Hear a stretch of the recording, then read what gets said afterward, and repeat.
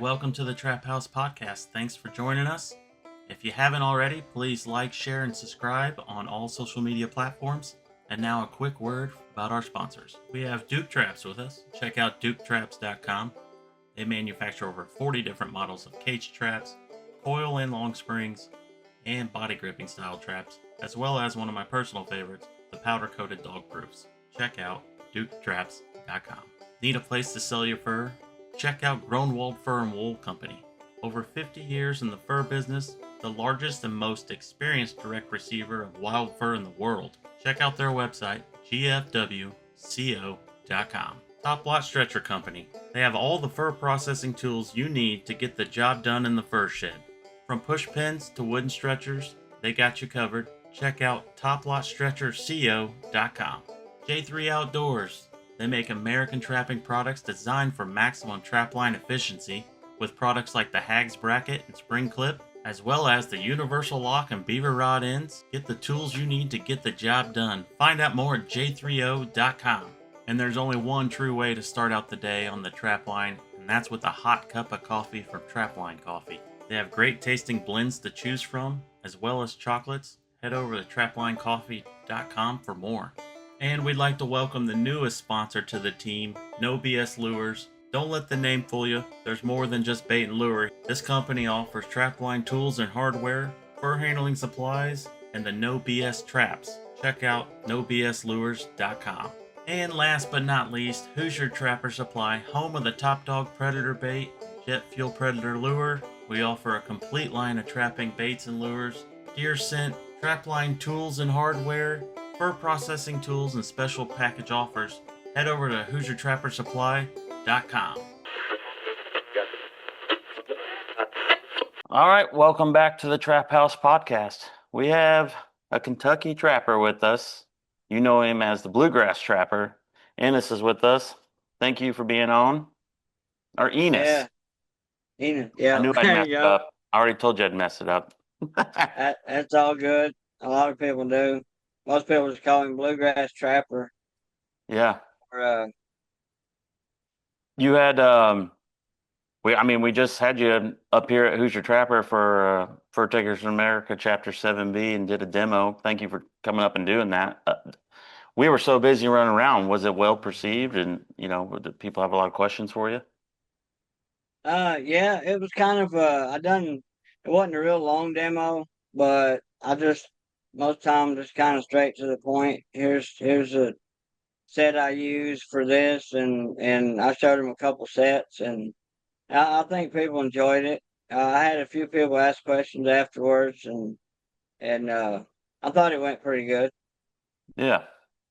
Well, everyone here in Indiana is definitely fired up now that we have a bobcat season, so it only made sense to have you or someone from a state that actually has a season, so.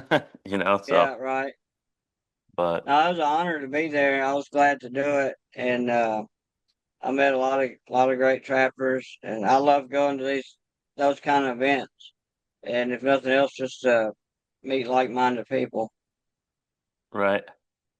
You'll have to come up to Indiana next year for the National Trappers Convention in July. It's going to be near Richmond, Indiana, which is about probably an hour and 15 minutes east of our shop, maybe an hour and 20 minutes. So it's going to be close to home. Yeah, it's I think next year I was planning on going because it's closer, and then I think 2027 they're going to be in Tennessee. Right.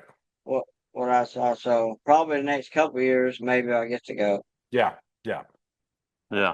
What convention did we run into you at initially this past summer? The NTA in Virginia. Okay. Yeah, I couldn't remember. I get all of them mixed up. I'm sorry. Oh, I couldn't remember which one it was because I get them all mixed up half the time. Yeah. But I'll probably go to a lot of them.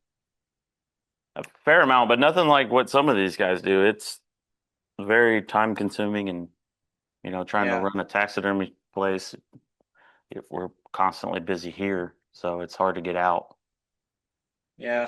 The Kentucky and UTK is having theirs Saturday, and I was at one the last two Saturdays, so I got so much stuff I need to do here at home, I'll probably miss that one. I always go to hours here in Kentucky, but it's about the same distance as it was to come to Indiana last Saturday, so I Yeah. might have to miss it this year.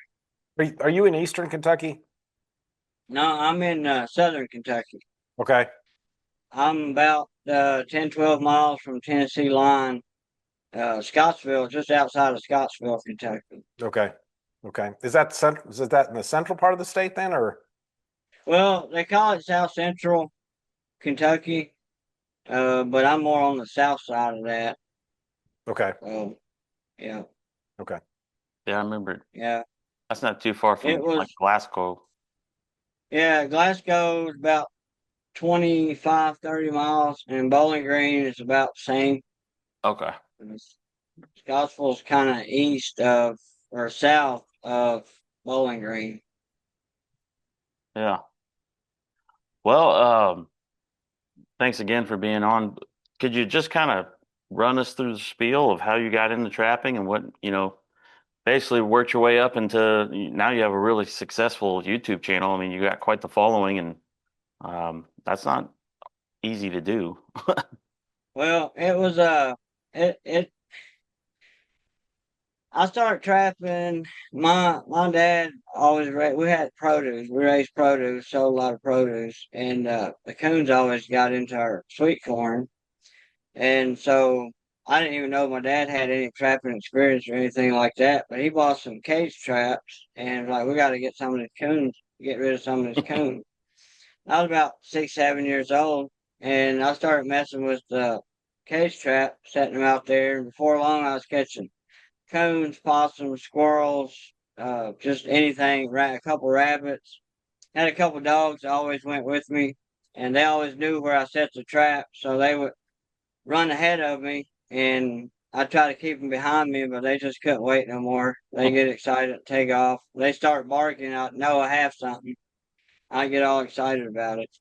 And that's kind of how I started trapping. But then I run into I found an old book, and I wish I knew whose it was. The old trapper wrote a book, and in that book was a couple pictures of a guy that was carrying something out on his back. I can't remember if it was a fox. I think it was a fox, or maybe it's just a rabbit. But it shows some pictures of some snares, and I found that real interesting. And I couldn't read that well yet. I was like first, second grade or whatever. And but I did read enough to try to figure out how to build a snare. He was using wire snares, and I would lay awake at night and just try to figure out how I could catch. I want to catch a fox, and so I come up with I couldn't find the right wire, and I didn't even know what the right wire was.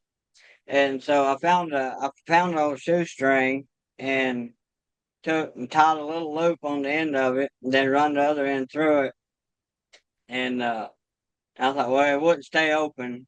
I had to take sticks, and I was thinking of how I can keep it stay open. And we had an old cat or feral cat that was around there. And once I got the snare where I thought it might work, I was like, now I got to figure out what to catch with it, try it out. And there was an old feral cat that stayed underneath the. A lot of times I would see it underneath the shop building. And it's a one-eyed cat. Or I go out there at nighttime, shine a light, and only one eye would reflect. But I assumed it was blind in one eye and hold his head kind of sideways. I thought, I'm gonna catch that cat. I always tried to catch that cat as a kid, but you couldn't. It would come out and eat, but you couldn't get close to it. So I rigged that thing up by the shop and propped it up with some sticks so the loop would stay open. And I went and got some scraps, put in the food bowl, and I went back in the shop and I stood there and waited. And I waited. It got dark. Probably wasn't all that long, but it felt like hours. And all of a sudden, sure enough, I hear a fumbling going around. So I run out, look, and there's that cat. And sure enough, went through the loop and got stuck in there. And I had no idea what I was going to do once I caught it. But I started running towards it, and it taking its back feet, messing around. It got it off. It was only caught for a few seconds. but that was exciting. I was just over the top with excitement because it worked. I was like, that worked. Now I just got to figure out a better snare versus a shoestring. And so I built snares out of some old wires. They were way too stiff. They didn't work. And but I set them in the fence rows, and any little hole I could find or whatever. I would be out for hours. And my parents, they just wasn't worried about me because they knew I'd eventually show back up, I guess. But I was the third youngest out of 14 kids, so Oh my gosh. I'm Yeah. sure it's hard for them to keep track of all of them. And but yeah, I ain't gonna tell how many times I was out. I was always out in the woods growing up, and I never did catch nothing with those snares. And I still didn't know that you could sell hides. And I finally kind of give up on the snares, and I thought, but I didn't even know what a cable snare was. And one day I caught a big old coon in a cage, and I brought it up there as a produce stand. My dad was out there, and I said, "Look at this big coon I caught." And he looked, and he said, "Boy, that's a big one." He said, "Up in New York, which is where we was from," he said, "I would have got $25, $30 out of that coon." And I was like, "What? You can sell them things?" So, but he said it's in the summertime, so it won't be no good and nobody will buy it. But I asked him how to skin it anyway, because I was determined, and I wound up skinning that coon and got an old rough cut board. We had a sawmill, cut the corners off of it, put it on that. And he said you had to scrape it. And I took a dull knife and I scraped it, and that's the first coon I ever put up. And from then on, it was on. But then he started telling me him and my oldest brother used to trap some and coon hunt up in upstate New York, and they would sell the furs. And I never knew that before. And but he never, I don't think he realized how much that influenced me to want to trap. Even though he didn't go out with me, he was always busy. A lot of times he didn't have time. You didn't get much one-on-one time with him. Like I say, I had 14 kids, but that's really what got me into trapping. His stories and that book I found, and then catching the coons in the sweet corn, that was fun too. But it just progressed from there, and found some old steel traps he had laying around, and had no idea how to set them. I set them on top of the ground in a coon trail somewhere, and he said, "Oh no, you got to cover them up." So as time went on, I just figured it out on my own, basically.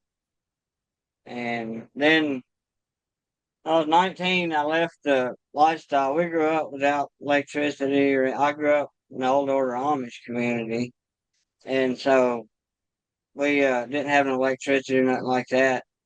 And when I was 19, I decided to leave that lifestyle and just go out on my own, just basically leave everything I know and start over. And so I didn't trap time I was 19 to after I got married. And I went out west and worked on a cattle ranch, and I rode bulls for a couple of years and was pretty good at it, if I say so. But I won a couple first prizes. But then I got back and found a little place to hunt here close to home. After I was married, and started trapping, and I've been trapping ever since. That's awesome. I Interesting. enjoy it more and more every year. So what so how old are you? I'm trying to figure out the timeline. I'm 40 years old now. Okay. We're pretty much the same age. So, what state did you go to out west to work on the cattle ranch? Colorado. Colorado. Okay. Yeah. Did Yeah. Did you just go out there and knock on doors, or did you have a lead on that, or? Well, we had a buddy that went out there and bought a 30-acre lot on Wilderness Ranch out there somewhere, and not too far from Colorado Springs. And he hired us to go out there and build a cabin. And I've never traveled like that. You know, my mom and dad would travel around with the Greyhound bus, but we went. It was a big deal. We went up there and we built a cabin for him out there. And then I told him, I was like, man, this is awesome. I want to come back. And I was still Amish then. And then after I left the Amish, I guess he remembered that. He put an ad in the paper when he was out there elk hunting. And lo and behold, one of these ranchers calls me up. I didn't even know he had an ad in the paper. And wound up talking to him, and he hired help in the summer months and went out there. Great people to work for. He owned about 5,000 acres, and he run cattle, and he owned rodeo ground in town. So it was a really great experience out in the Rockies. They got some really nice coyotes out there too. Yeah. Well, they did have, but you can't trap. I don't guess not with footholds in Colorado. Right. Yeah. It's a shame. Yeah, that's yeah. Yeah, Beautiful part of the country for sure. it was a great experience. I would go out and mow these meadows, they call them, big bottoms, and we mow them for hay. You only get one cutting out there, and you go around. Of course, it's a big field, and when you come back around after you mowed a little bit, and you see coyotes come out in the daytime, and they was getting mice and stuff. Then when you get close to them with the tractor, they run back in the woods, and time you come back around, they'll be back out. So it's pretty cool. We took the gun with us, and one of the guys shot at least one of them, but it was Interesting. neat. Yeah. So did you travel the rodeo circuit out there? I went to actually work for the guy that owned the rodeo. He owned all the bulls and the broncs and everything. And so I rode out there, and then when I come back, I rode in local. They have rodeo. Used to have rodeo. I don't know if they still do. I traveled some. I traveled Tennessee, then I rode in Colorado, and then here in Kentucky. But a lot of the rodeos I went to were small time rodeos. They had jackpot kind of deal. You know, everybody pays so much in, and whoever wins gets the money, and that kind of deal. Okay. They had some pretty good bulls out west. So they had one that was actually retired from the PBR. Okay. So it's pretty neat. Did you ride that one, or were you on that one? I actually won the jackpot. You want the worst bull, the one that bucks the hardest, Mm-hmm. because that'll get you more points if you stay on them. Right. Easier to stay on some of the rest of them, but you won't get as many points. So Yeah. I knew if I could ride him, that I would take the money home basically, because nobody has been able to ride him. Like 2 or 3 seconds, all I've seen anybody stay on him. I just got lucky that day. I don't know, everything come out perfect, and I stayed on him to 8 seconds, and That's awesome. That is that's very awesome. So, was there a reason you decided to leave that, or just getting anxious to get back to Kentucky, or? well, I was dating the woman I'm married to now, and her family's here, and I just come back, and we kept dating, and then well, we got married. They was wanting us to come back. They actually offered both of us a job to come back out there. And I guess our lives were kind of here, and so I don't know. I just never went back. It was beautiful out there, though. Yeah. Yeah. It, I it wanted was. to I ride. was glad. I'm sorry. I said I wanted to ride at one point, but Oh yeah, him and my wife and everyone else was like, "Don't do it."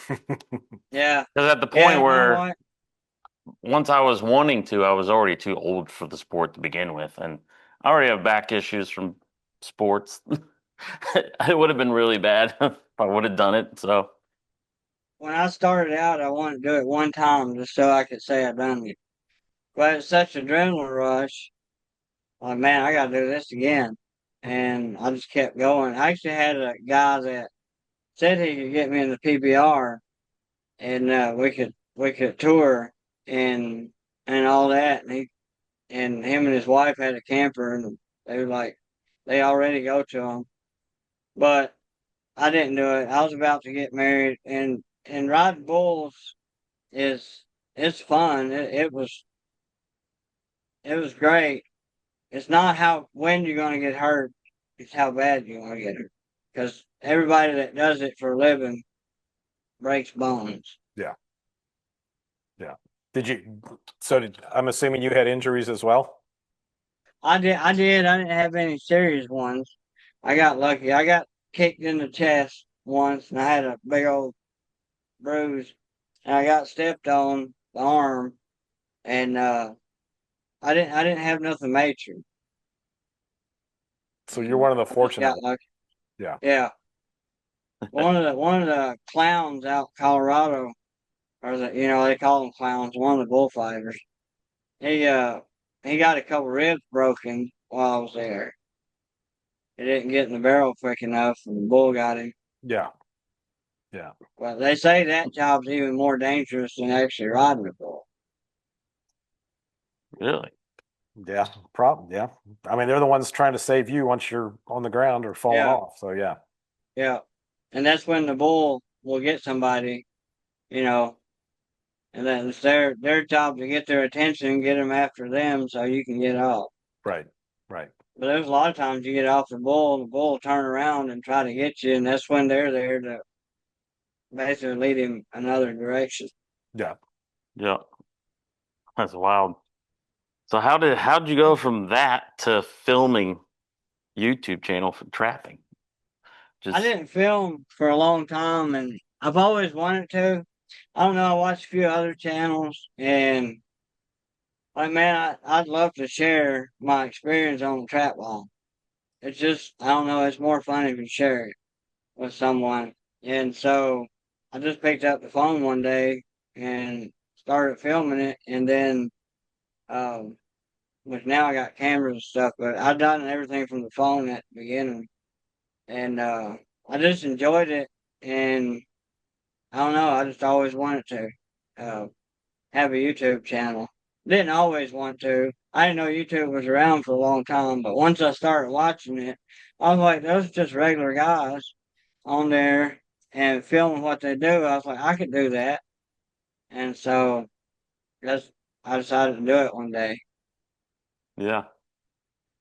How many subscribers do you up to now? I'm sorry. How many subscribers do you have? I'm just under 18,000. Okay. That's kind of where we're at. So, Yeah. Yeah. I looked. I think it was 17,974 to be Yeah. exact when I looked last time.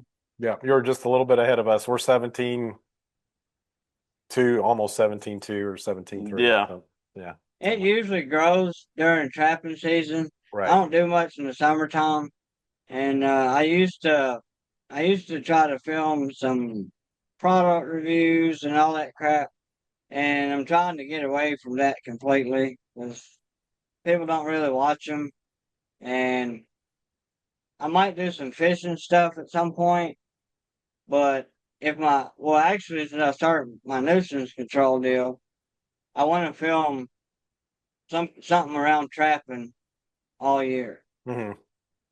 That's my goal. That's what I want to do. Something trapping related all the time. So And I'm sure it won't do as good in the summer, but I don't know, in the wintertime, like from now, my channel's already getting, people already watching my last year's video. And I haven't posted much new this fall yet, but when you can you tell just usually after the NTA kicks off, people start getting interested in trapping again. Yeah. Yeah. It's weird right now because it's so hot for this time of year. So Yeah. I think once we get that next little cool snap, more and more people just, it's already on the ramp up now, but I think once that cold snap hits, it's game on for sure. Everyone's ready to get out, Yeah. either deer hunt or whatever. Yeah. A lot of people's trying to get their hunting in. Some people are already shooting big deer, but I don't like to hunt when it's hot. Yeah. Yeah. Yep. We just had when you were up here, that was our youth weekend opening up basically. Then now our bow season's kicking in this weekend No, tomorrow. or tomorrow. Yeah. October 1. So yeah. Yep. Oh Tomorrow. yeah, our bow season's been in since September 1st. Yeah. Yeah, they open early, and it's still usually pretty hot 1st of September. It's funny, we always get all these calls, guys say, hey, if I shoot one in velvet, can you guys deal with it and maintain that? Because I'm going to Kentucky to try to kill a deer, you know. So of course most of Yeah, those calls don't result in a mount, but yeah, occasionally somebody will come up here, you know, from Kentucky. yeah, That lives up here that goes there primarily. But yeah, yeah. I've never shot one in velvet. I usually try to wait till it cools up a little bit. Seems like the ticks are a little bit less, and there's a lot of ticks and stuff out there still, yeah. which we have ticks sometimes all the way up until trapping season. You know, I'll get a tick here and there and during trapping season. Yeah. Yeah. I did go out and set a couple traps to try to catch I call it a coy dog. Uh, this coyote, this area is known for what I call coy dogs. I've caught some weird looking coyotes that some people will say are part wolf or whatever. But there's a lady that shot a couple probably about 15 years ago, and she actually got Fish and Wildlife involved, and they said they were mixed with domestic dogs. So I don't know, but there's one back there that I had trail camera footage of him. I've seen him for about 3 years, on and off, and he's got a weird color. It's bigger, and his tail curls. He looks like a dog. I showed him to a couple people, and they're like, "That's a dog." Is But that the no, video it's you sent definitely or a the wild picture you animal. sent me? Yeah, Yeah. he, Yes. he's yellow with white, like his lower jaw. He's got a white. I'm pretty sure he's got a white belly, white underneath his lower jaw, but he looks a lot like a dog. But Yeah. I've seen him with another coyote too. And it's definitely a wild animal. But We get those up here too, where it's just it's got more of a dog look than it does a coyote look, but it's definitely a wild Yeah. animal, you know, and yeah, um It's I weird. had this one. I've had video of this one chasing a deer before, but also here recently it's been getting around the cows. And the farmer I already trapped on that place, but I hadn't really had time to actually go after him. I trapped a little bit part of that farm, and but he wants him gone. He had two calves killed one night. I think it was winter before last, and I went in there and caught 6 coyotes. Usually they don't kill a calf. In my experience, I don't see them kill a healthy calf too often, but for some reason that night, it was in February, it's real cold, and they come up there and they killed 2 calves in one night. And so, but I didn't get that one. But I just wonder if he wasn't part of it. mhm.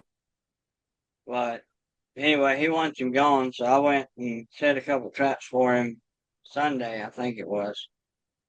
it it's kind of interesting because some coyotes, you know, once they get the taste of that, they will be a continual problem with livestock. Yeah, And then some of them never go down that road or whatever you want to say that, you know, they don't typically They don't care. yeah, they don't go after that type of meal, I guess. I don't know, but yeah, once that gets started, it definitely can turn into a big problem. yeah, yeah. I don't know. I think all the conditions have to be just right for them to do it the first time, and then, like you said, if they realize they can take a calf down, then they keep on, or a sheep. Yeah, Sometimes they'll get killing sheep real bad. yeah. But I went in there and caught 6 right after those were killed, and we didn't have no more problems.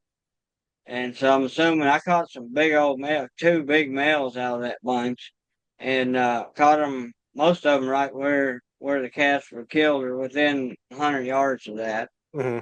And I believe I probably got the ones that did it, or at least a couple of them. It might have not been all of them.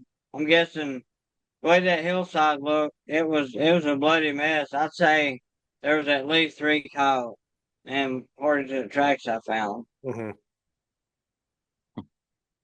because Yeah. there was some cows in there with them, and they was probably trying to get the coyotes, Yeah. and there was a couple of them had scratches on their necks and stuff, where I assume they were trying to fight them off or whatever.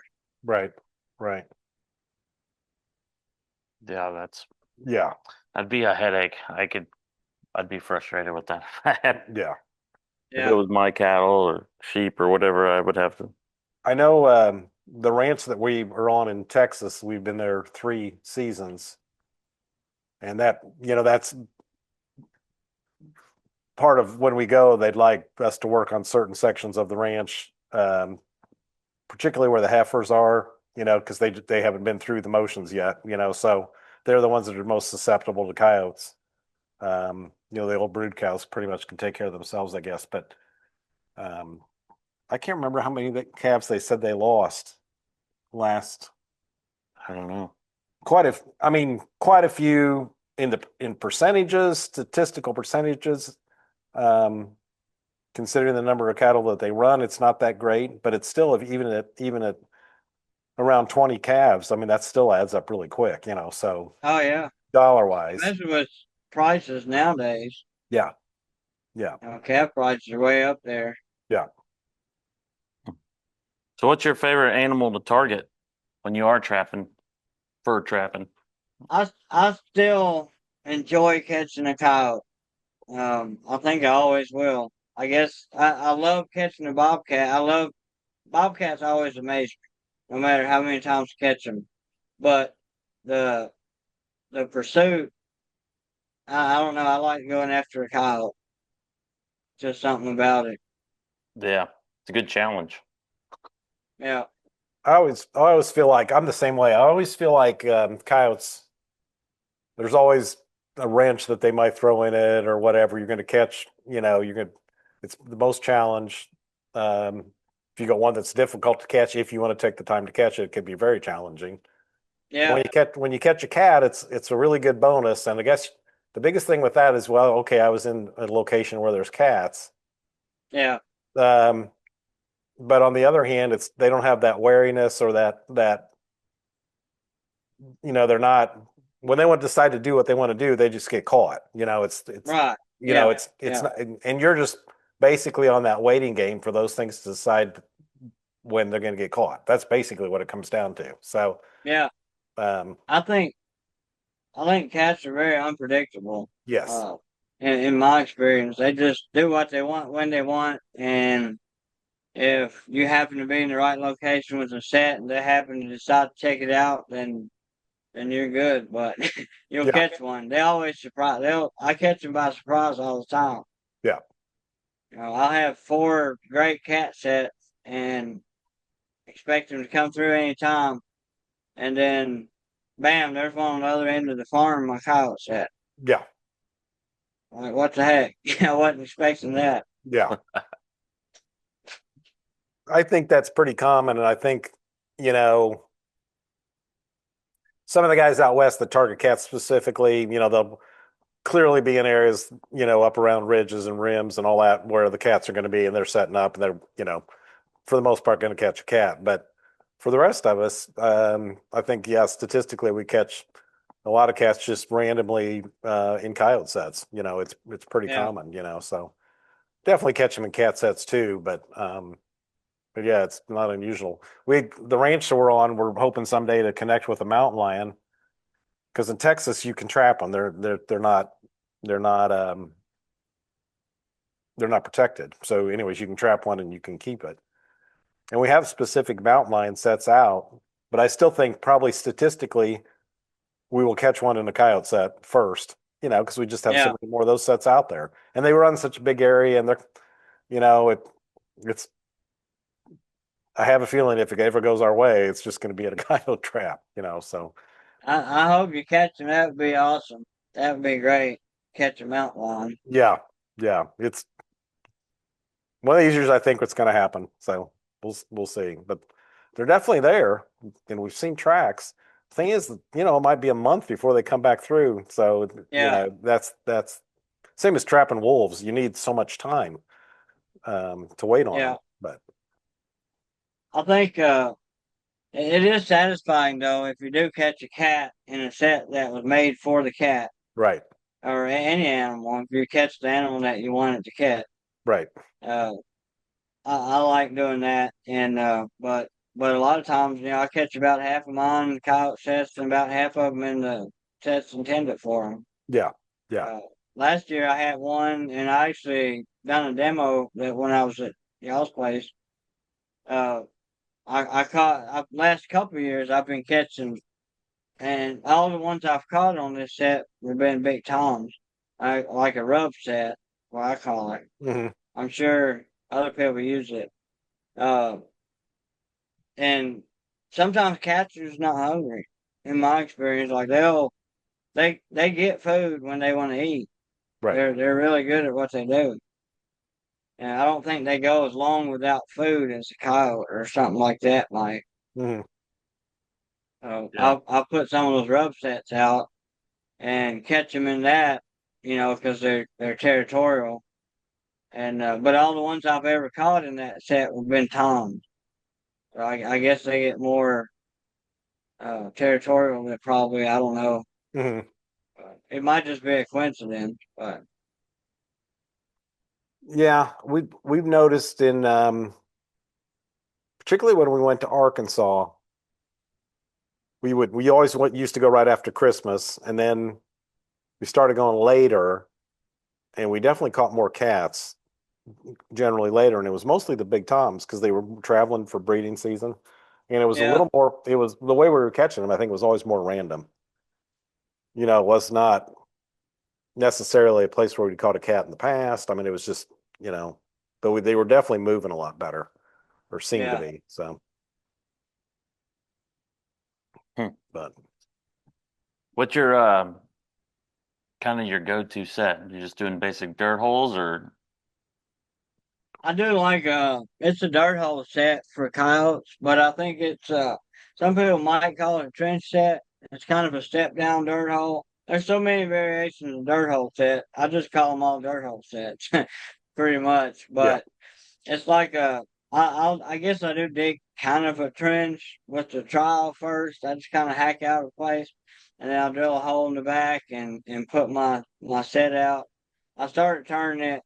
I'll turn it. It depends on how I get my trap bed and which way I turn the trap. But I did start playing around with turning the lever towards the hole, and I can keep my trap bed narrower. And for some reason, I thought it looked a little bit better, and so I started doing that more.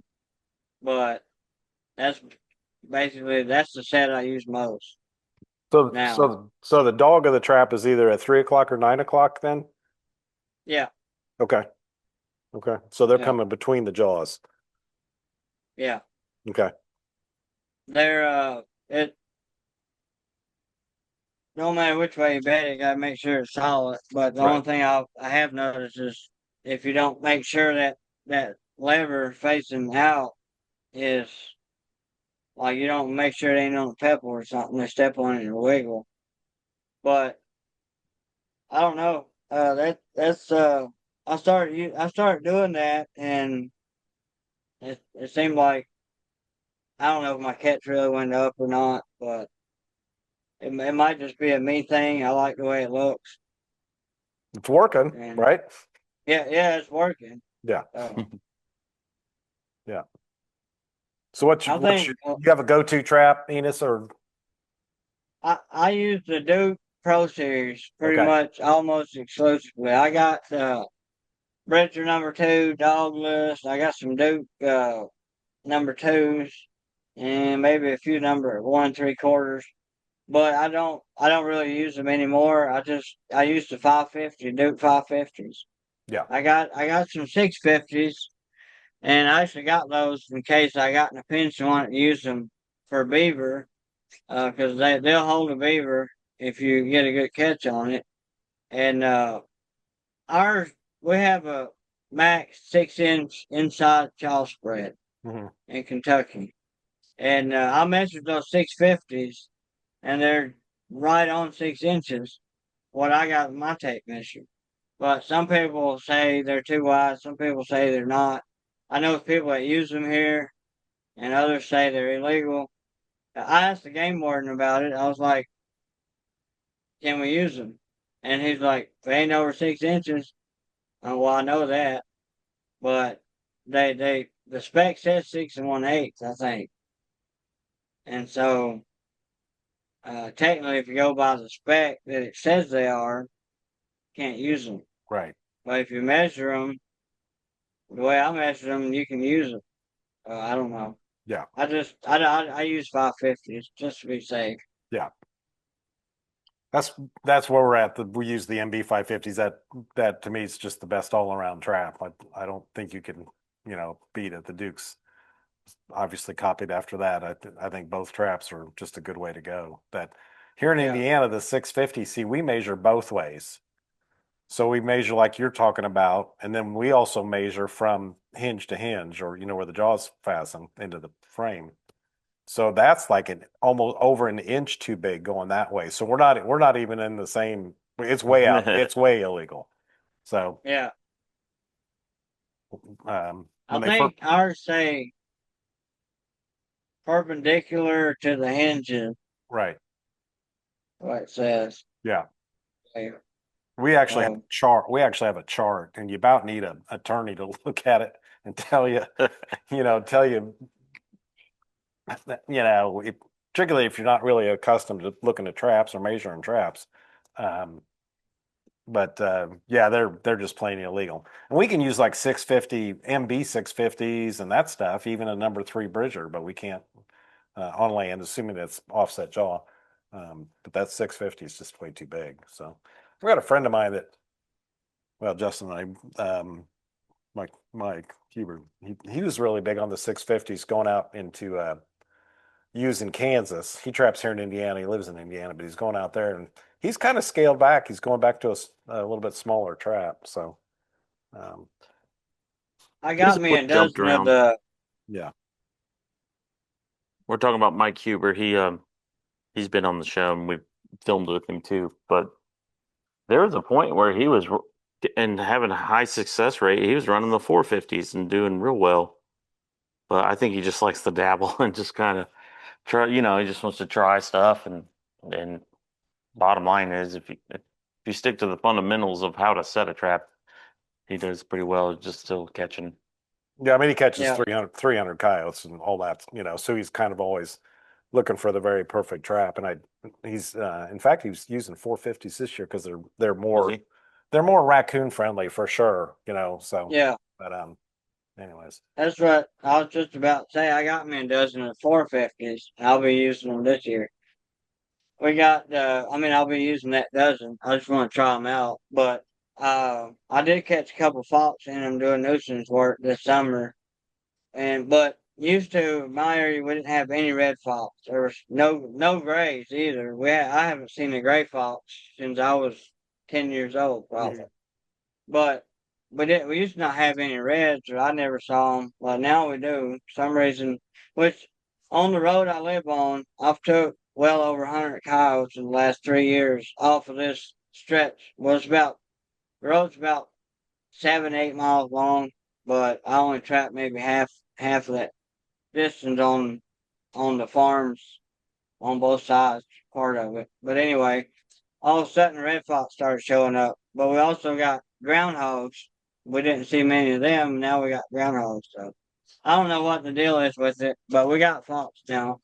And now when I go out set traps the last couple of years, coyote sets, I'll catch a fox here and there in my coyote set. So Yeah. I figure in those areas that I catch both, I might use the 450s because I'm gonna try that this year anyway. I know they'll hold the coyote and they'll be a little easier on the fall. right, right. I think that's a good plan. And like you said, other than the compromising of the smaller jaw spread, if you get him in there, you're going to hold him. I mean, it's a good tough Yeah. trap. So, I like the depth of it where it's more round and it's definitely smaller, but Mhm. the depth of the between the pan and the top of the jaw uh, is not much different from a 550. I Right. don't think. Well, right in the center of it. Hmm. So I think if you get, as long as you get a good catch, it's going to hold. Hmm. I've caught a cod in 1.5, just a regular Duke 1.5, and it held just fine. His Yeah. whole foot was in there. Yeah. But, Yeah.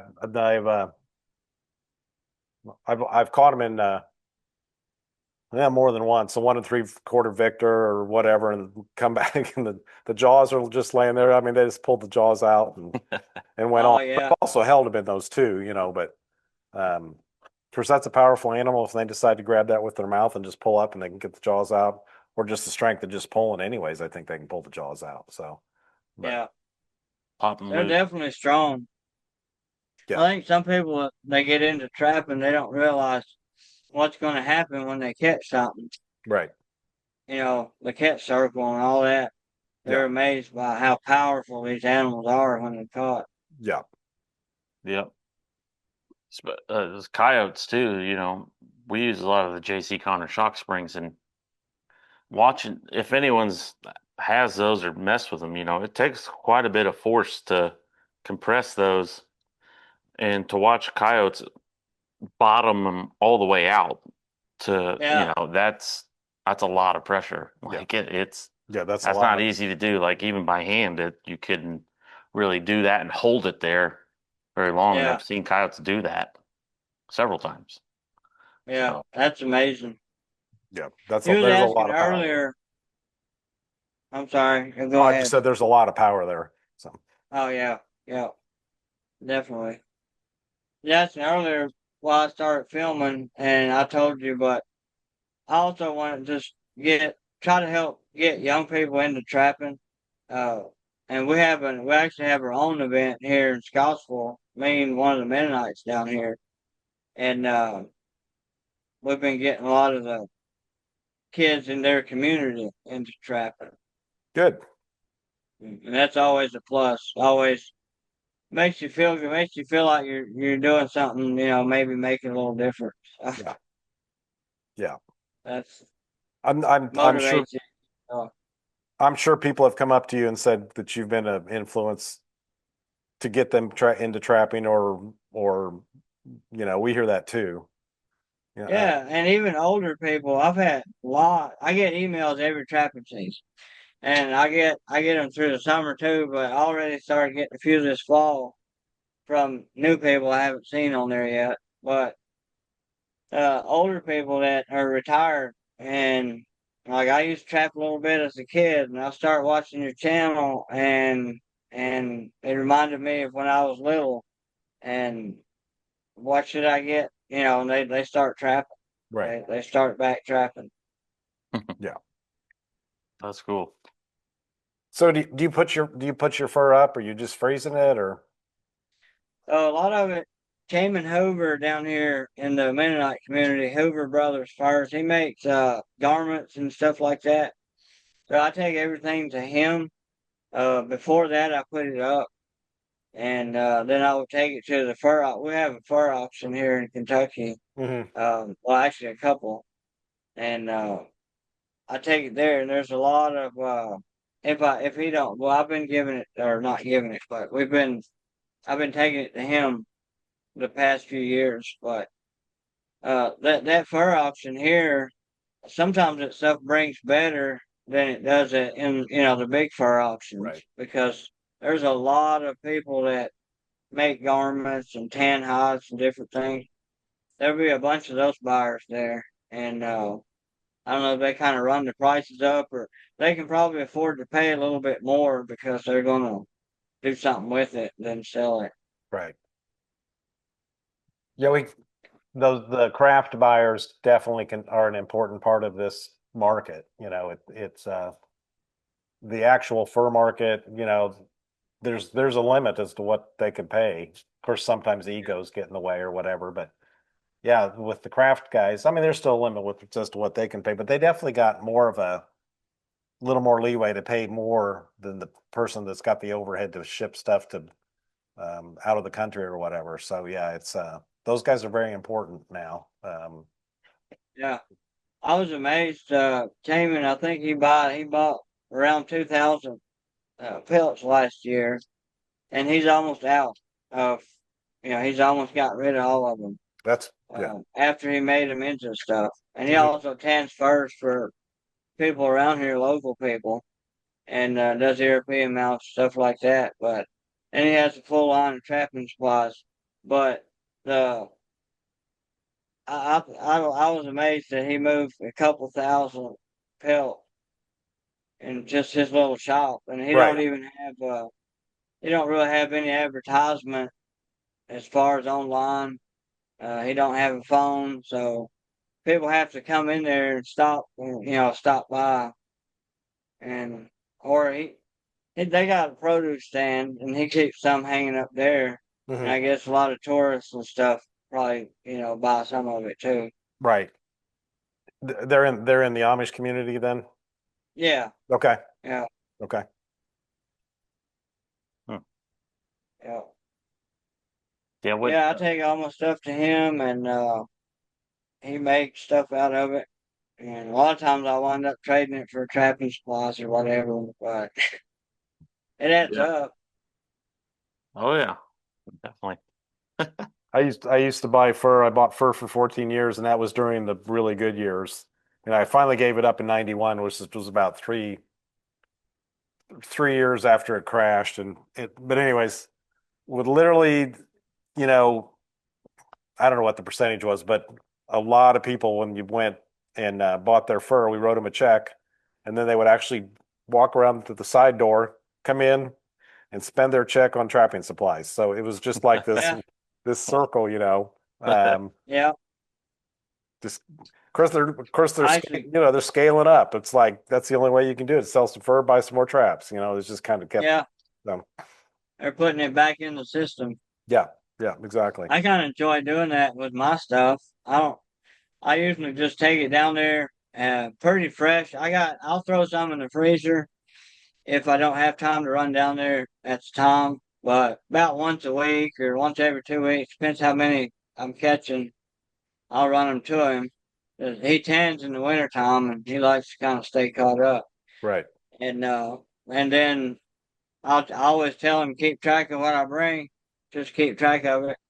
And then in the spring, uh, or I'll go in there during the winter if I need something during trapping season, and he'll say just get it, and he'll write it down. And then in the spring, we sit down, and I'm always surprised at how much that he owes me, and or most time I'll just say, well, I need this, this, and this, and I'll take it in trapping supplies. Yeah. It makes me happy, Yeah. and he's happy.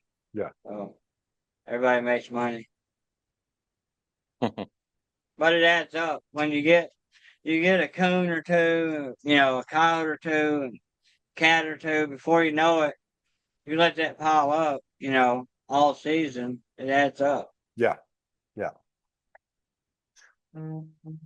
So how did you get to know? I know you haven't met him face to face, but how did you get to know Jim Reiser? Uh, Through my YouTube channel, Okay. I've met a lot of great people through my channel. He commented on there one day. I didn't know who it was or nothing, and he said if you ever need any music for your videos, let me know. And he said I record for the hunting the public and think or hunting the public, Catman, there's another guy on YouTube. And so I mentioned it to someone else, or someone else saw his comment and was like, that Tim Riser is a good dude. And so I messaged him and I couldn't find his email for the longest. So I just commented back.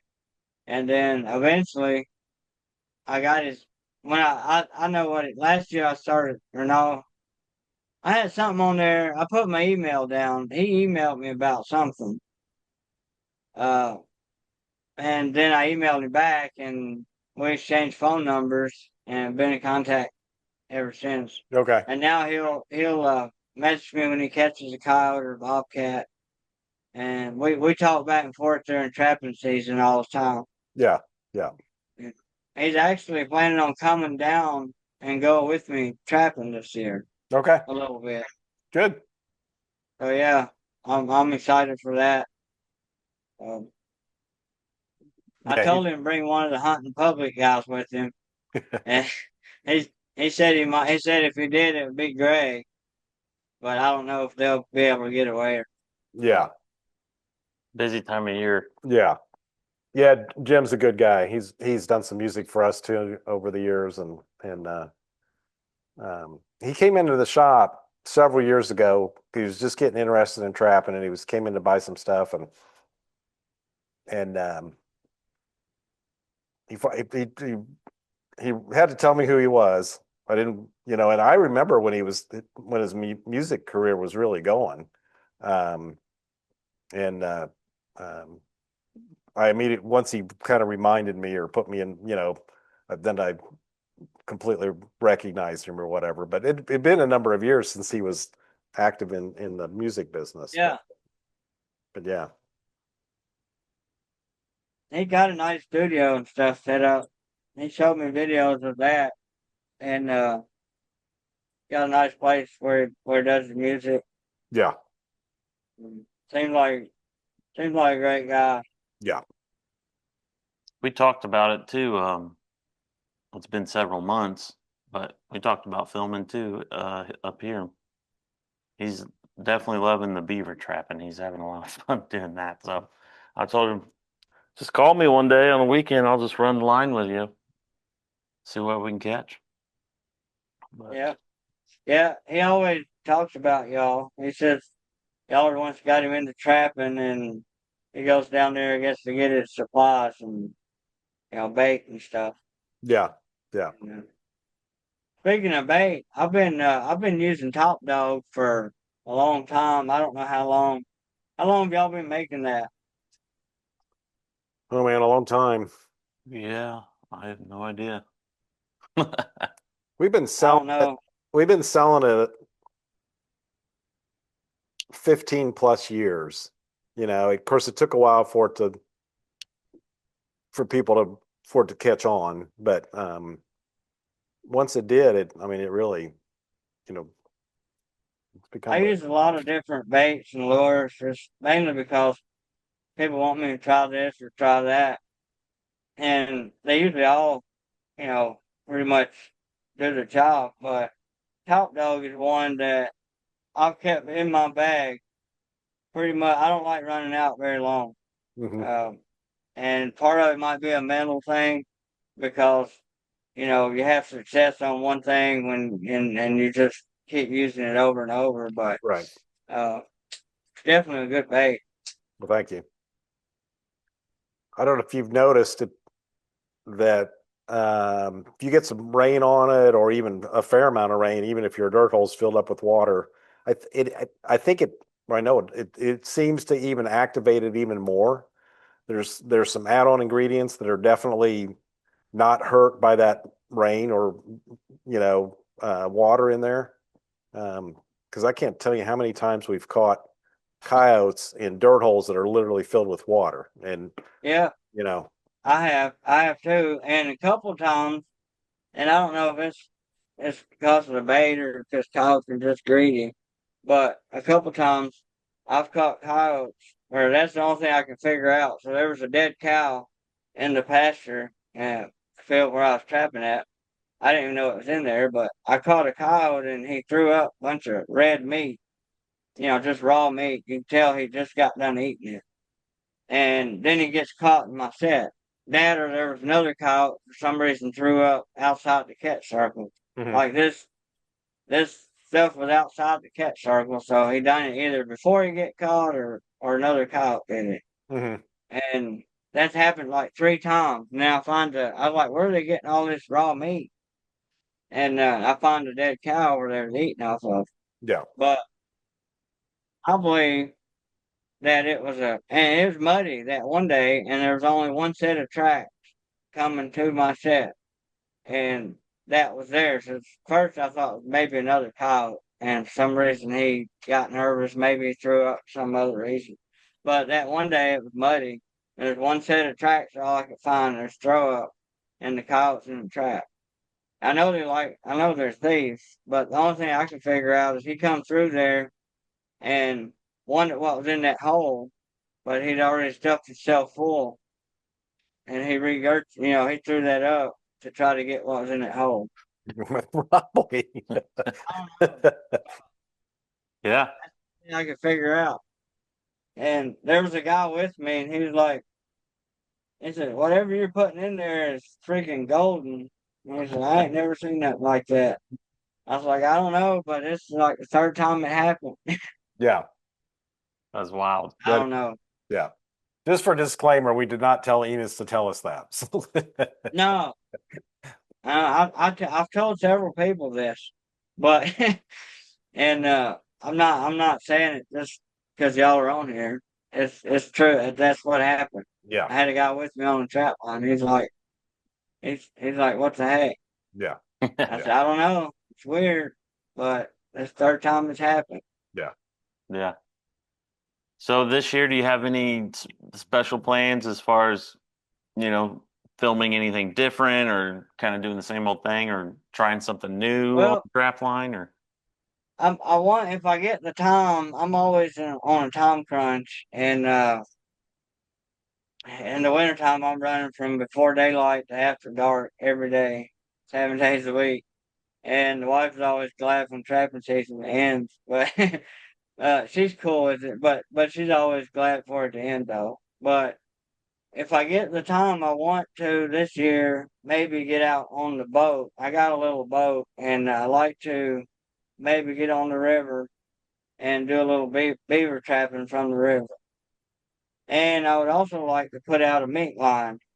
Last year, all these small creeks in my area have solid slate rock in the bottom. They're just, you ain't dropping a stake in them. Right. They're just solid slate rock. And I drive past them all the time, drive through them with my truck or four wheeler. And last year I was like, I'm driving past here anyway. I'm gonna put a couple mink sets. I never really tried to catch mink much, not in a long time. And I put two mink sets under a culvert while I was driving past, and I caught a couple mink. And I had my traps tied to a concrete block, and with some cable, but the big flood come and washed them away. So I went looking for them this summer, and while I was looking for them after the water come back down, there's quite a few mink tracks, and I bet all these creeks around here got mink. I've only checked that one, but I thought, man, I need to put out a mink line. So I don't know if that's something I get time to do. I want to do that. That'll be something a little bit different. And then if I get time to get out on the river, I would love to do that. And I might have Lou from New York. He comes last year and trapped with me for about 10 days. And he's wanting to do it again this year. So then I got Tim Rogers going to try to come go with me. So I like taking different people with me because I feel like people might get tired of just seeing me and seeing the same thing over and over. So I do like taking different people out on the trap line.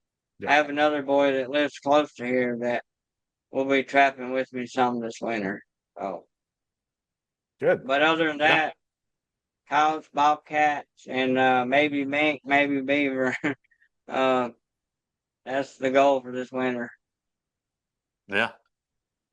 I'll have to tune in more. We're so busy, and I it's kind of weird. Like we have this podcast and we have this YouTube channel, but in the grand scheme of things, I really don't watch or listen to much of either one in the same field, so to speak. I'm so much in the music world that I'm either listening to music or some other stuff, but I know what you mean.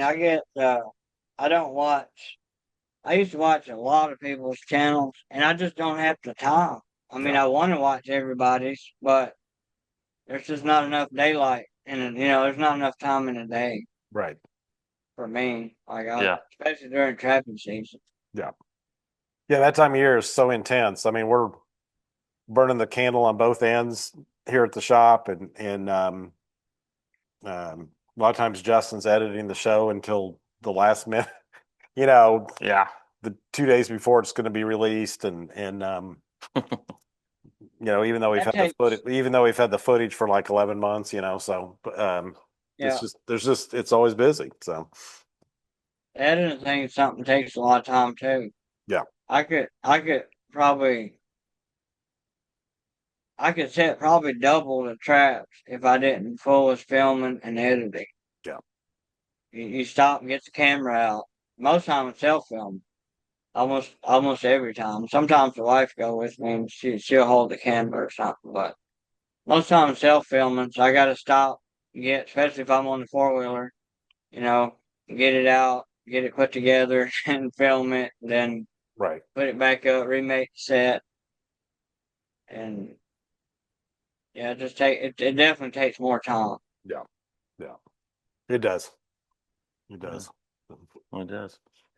Well, thanks for being on, kind of sharing your story. And like I said, we'll be tuning in. Is there anything else you want to throw in there before we sign off? I can't really think of anything. I Yeah. got a lot of stories I could tell, but it's probably too late for that. Well, we could always have you back on. We can always do a part 2 or a part 3. Yeah. So we'll save that for the future. You want to tell everybody where to find you? Yeah, so I appreciate that. Bluegrass Trapper on YouTube, and you type that in, it should pop up. Are you in any other platforms, Facebook or Instagram or any of those? Yeah, they can find me on Facebook, same name, and Instagram. I don't post on there very often, but I do have an account, and Rumble. I'm on Rumble. Well, last winter I started putting everything on Rumble too, and I I'm gonna try to do that again this winter. Okay. So, Rumble, YouTube, Facebook, and Instagram. Okay. Okay. All right, Enos. Well, we appreciate your time and good luck this season. Works. Yeah, it's an honor being on here, and I look forward to seeing y'all in Texas again. I Yeah. enjoy those episodes. Well, thank you. Yeah. Yeah. It's a lot of fun doing it and putting it together, that's for sure. Yeah, I bet. We appreciate it. All right, tight chain.